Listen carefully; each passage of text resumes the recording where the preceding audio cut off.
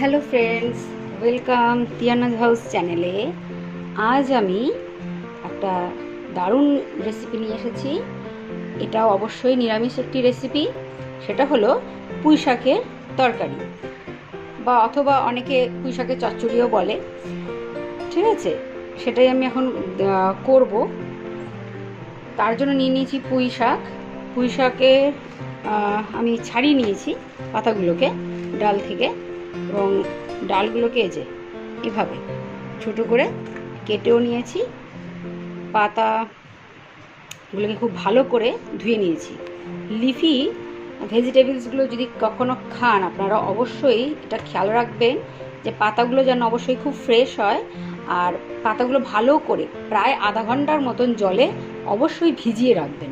ভিজিয়ে রেখে তারপরে রান্না করুন। হ্যাঁ, লিফি ভেজিটেবল খাওয়া তো খুবই পুষ্টিকর, শরীরের জন্য দরকার, সকলের খাওয়া উচিত। কিন্তু সেক্ষেত্রে একটু সাবধানতা বজায় রাখতে হয়, কারণ প্রথম কথা বিভিন্ন পেস্টিসাইড, বিভিন্ন ধরনের জিনিস তো দেওয়া হয় এই শাকগুলো চাষ করার জন্য।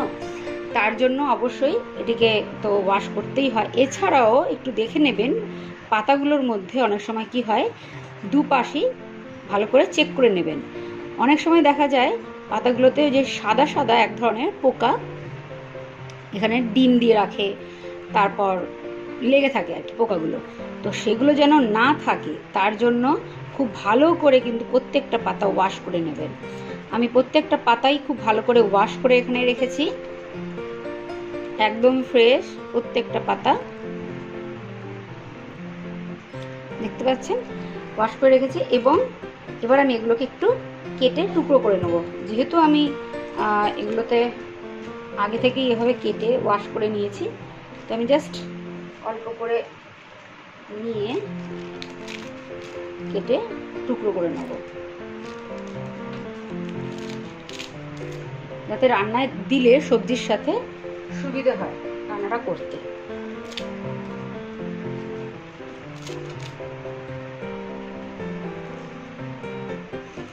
ঠিক আছে, পুঁই শাকের তরকারি কিন্তু খেতে ভীষণ ভালো লাগে। আপনাদের কেমন লাগে অবশ্যই জানাবেন। আজকে আমি অল্প করেই তরকারি করতে হবে আমার, বুঝলেন তো? কেননা আমার হাজবেন্ড কাজের জন্য বাইরে গেছে, বাড়িতে নেই। আজকে শুধুমাত্র আমি আর আমার মেয়ে খাবো। তো সেই জন্য আজকে খুবই কম করে আমি তরকারিগুলো রান্না করব। আচ্ছা, পাতাগুলো তো কাটা হয়ে গেছে, এবার চলুন। আর এখানে আমি কেটে রেখেছি আলু, কুমড়ো আর বেগুন। খুব অল্প করেই কেটে রেখেছি, যেহেতু শুধুমাত্র আমরা দুজনই খাবো, তো সেই জন্য। ঠিক আছে, চলুন তবে রান্নাটা করা যাক। ওকে, কড়াই বসিয়ে দিয়েছি, গ্যাস অন করা রয়েছে। এবার এর মধ্যে দিয়ে দেবো তেল। সর্ষের তেল আমি ব্যবহার করছি, অল্প করে তেল দিয়ে দিলাম। তেল গরম হয়ে গিয়ে বেশ ধোয়া উঠছে, দেখতে পাচ্ছেন নিশ্চয়ই। এবং এতে আমি দিয়ে দেবো 5 ফোড়ন, হাফ চামচের মতো। অনেকে কিন্তু এতে কালো জিরে ইউজ করে, বাট আমি 5 ফোড়ন আজকে ইউজ করছি। প্রত্যেকটা মশলা খাবার পিছনে কিন্তু তার বিভিন্ন গুণাগুণ লুকিয়ে থাকে। এই 5 ফোড়নে কিন্তু ঠিক সেরকমই গুণাগুণগুলো রয়েছে। এর মধ্যে আমি আলু, বেগুন, কুমড়ো সমস্ত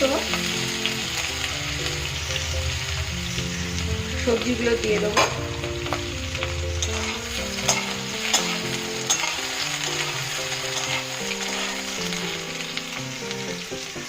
দিয়ে একটু নেড়ে নিলাম।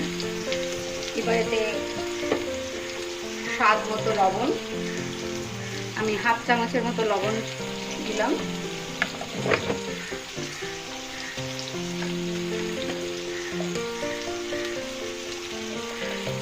আর হাফ চামচ হলুদ।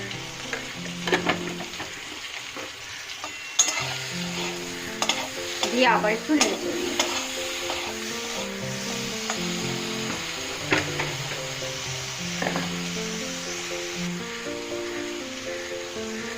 দুটো কাঁচা লঙ্কা,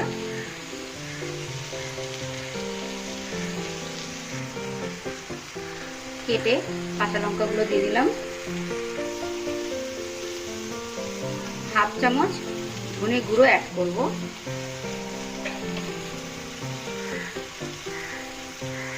আর এতে দেব অল্প করে জল।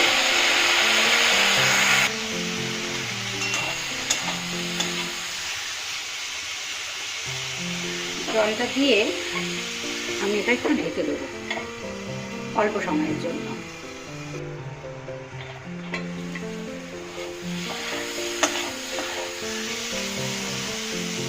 বেশ ভাজা ভাজা হয়ে গেছে। এবার এতে আমি যে শাকটা কেটে রেখেছিলাম, পুঁই শাকটা, এই পুঁই শাকগুলো অ্যাড করে দেবো।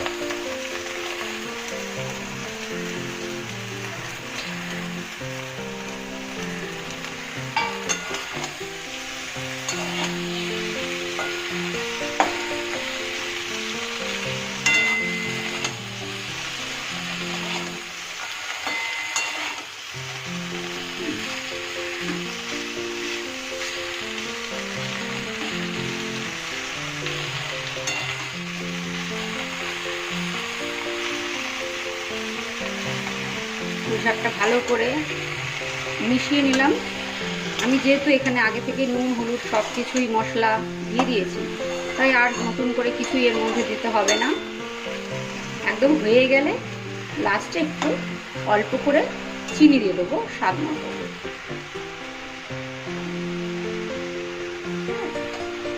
এবার এটাকে ঢাকা দিয়ে রাখবো একদম পাতা আর সবজি সব মিলে যখন মাখো মাখো হয়ে যাবে ততক্ষণ পর্যন্ত। ঢাকনা খুলে দেখবো, দেখেছেন কেমন মাখো মাখো হয়ে গেছে। কিন্তু এটাকে এবার এর মধ্যে জল দিতে হবে, তবে আরো ভালোভাবে এটা মাখো মাখো হবে। এখানে আমি হাফ কাপের মতো জল দিলাম, যেহেতু এখানে কোয়ান্টিটি কম তাই।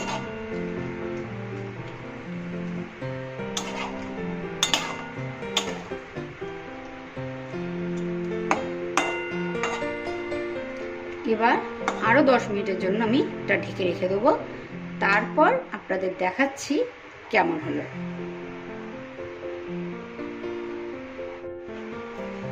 এবার ঢাকনাটা খুলে দেখবো, এই তো হয়ে এসেছে। এখানে এবার আমি হাফ চামচ চিনি অ্যাড করব।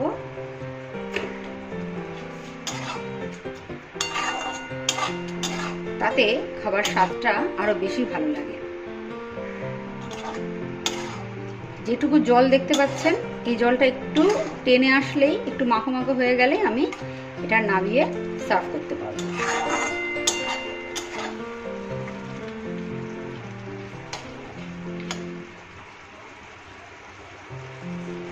আপনাদের যদি আমার এই ভিডিওগুলো দেখতে ভালো লাগে তবে আমার চ্যানেলটিকে অবশ্যই সাবস্ক্রাইব করুন, আমাদের সাপোর্ট করুন, ঠিক আছে? আর কেমন লাগছে আমার ভিডিও দেখতে অবশ্যই কমেন্টে জানান।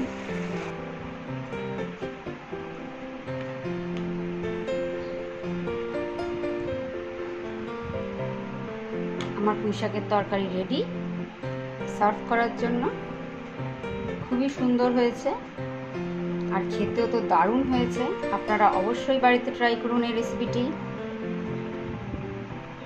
ভিডিওটি ভালো লাগলে লাইক করবেন, শেয়ার করবেন।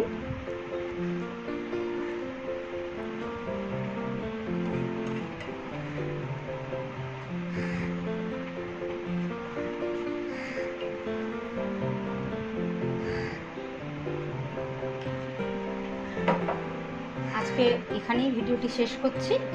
পরে আবার দেখা হবে অন্য কোনো ভিডিওর সাথে।